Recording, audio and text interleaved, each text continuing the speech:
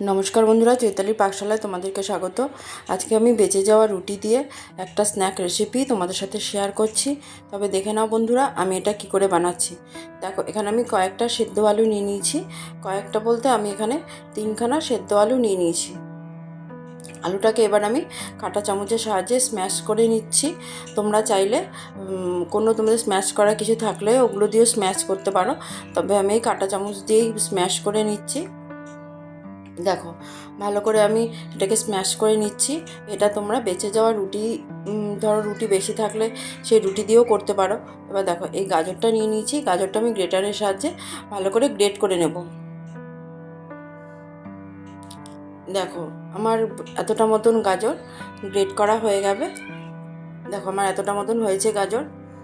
এবার আমি এদিকে টমেটো নিয়ে নিয়েছি। একটা টমেটো কুচি করে নিয়েছি।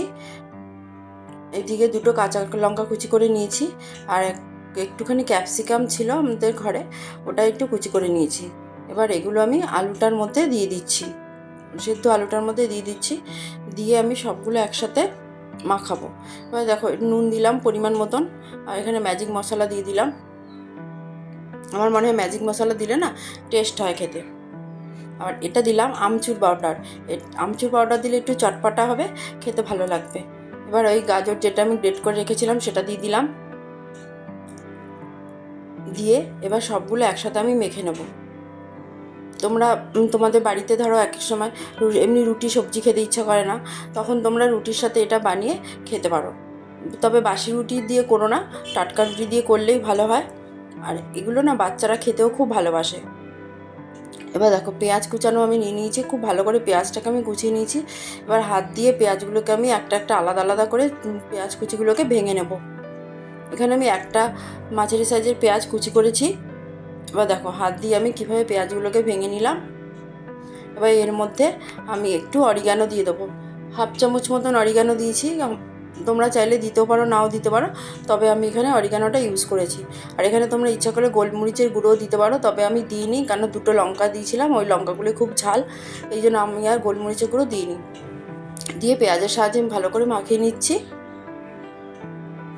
এবার দেখো, আলু মাখা যেটা করেছিলাম সেটার মধ্যে পেঁয়াজগুলো দিয়ে দিলাম। দিয়ে আবার পেঁয়াজটা আলুটার সাথে ভালো করে মেখে নিচ্ছি। দেখো, এটা দেখেই মনে হচ্ছে খেতে ইচ্ছা করছে, তবে এটা না এরকম করে আলু মাখা করেও তোমরা খেতে পারো, এটা খেতে কিন্তু খুব ভালো লাগে। এবার দেখো, এই রুটি নিয়ে নিয়েছিলাম। এই যে রুটিটা আমি ঘরেই বানিয়েছি ছিল, আর খেতে ইচ্ছা করছিল না, সেই রুটিটা নিয়ে নিয়েছি। এর মধ্যে আমি মেয়োনিজ আর টমেটো সস দিয়ে দিয়েছি। দিয়ে খুব ভালো করে পুরো রুটিটার মধ্যে আমি চামচ দিয়ে ব্লেন্ড করে নিচ্ছি। দেখো, পুরো চামচ দিয়ে আমি মাখিয়ে নিলাম। এবার এখানে আলু যেগুলো মাখিয়েছিলাম সেই আলুগুলো দিয়ে দিচ্ছি, দিয়ে ফোল্ড করে নিলাম। আবার আরেকটা আমি এরকমভাবে করছি, টমেটো আর সস আর মেয়োনিজ দিয়ে দিলাম। তোমরা চাইলে আরও অনেক সস দিতে পারো, তবে আমি এই দুটোই দিয়েছি। দিয়ে খুব ভালো করে চারিদিকে ছড়িয়ে দিয়েছি। এবার আলু মাখাটা এর মধ্যে দিয়েছি। অর্ধেকটা করে জায়গায় আলু মাখা দিতে হবে। তোমরা চাইলে এর ওপরে চিজও দিতে পারো, তবে আমি চিজ দিইনি। এটা কিন্তু খুব হেলদি হয়, খেতেও খুব ভালো লাগে। এবার দেখো, একদিকটা ফোল্ড করে দিলাম। এবার আরেকটা ওইভাবে বানিয়ে দিয়েছি। আমি মোট 3টে রুটি দিয়ে এরকম বানিয়েছি। এবার দেখো, কড়াই না, একটা ফ্রাইং প্যান নিয়ে নিয়েছি। ওর মধ্যে তেল দিয়ে দিলাম, সাদা তেল। খুব সামান্য পরিমাণ তেলেই আমি এটা ভাজবো। তেলটাকে একটু চারিদিকে ছড়িয়ে দিচ্ছি। তোমাদের যদি ব্রাশ থাকে তাহলে ব্রাশ দিয়ে তোমরা ছড়িয়ে দিতে পারো। এবার আমি চেপে চেপে এটাকে আমি এপিটোপিট করে খুব ভালো করে লালচে করে ভেজে নেব। যেহেতু তেলটা কম দিয়েছি সেই জন্য একটু টাইম দিয়ে ভাজতে হবে, আর গ্যাসের আঁচটা মাঝারি করেই ভাজলে ভালো হয়। আর এটা তোমরা ঘি দিয়েও ভাজতে পারো, তবে আমি সাদা তেলেই এটা ভেজেছি। আর যেহেতু এটা খুব হেলদি খাবার, সেই জন্য খুব কম পরিমাণে তেল আমি এখানে ইউজ করেছি।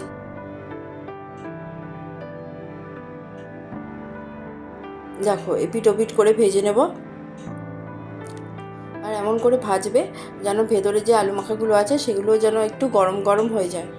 পরে সামান্য একটু তেল দিলাম, তেল দিয়ে ওটাকে ছড়িয়ে দিচ্ছি।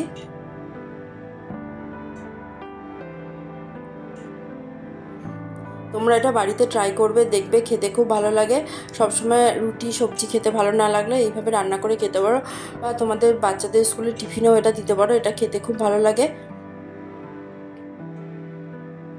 আমি তো আমার ছেলের স্কুলে টিফিনে এটা দিয়ে দিই, ও কিন্তু খুব মজা করে খায়।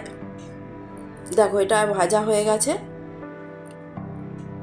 দেখো দুটোই আমার ভাজা হয়ে গেল। আরেকটা রয়েছে, ওটাও আমি ভেজে নেবো। আর একটু তেল দিয়ে নিলাম, তেলটা ছড়িয়ে দিলাম, সেম একই প্রসেসে ভাজবো।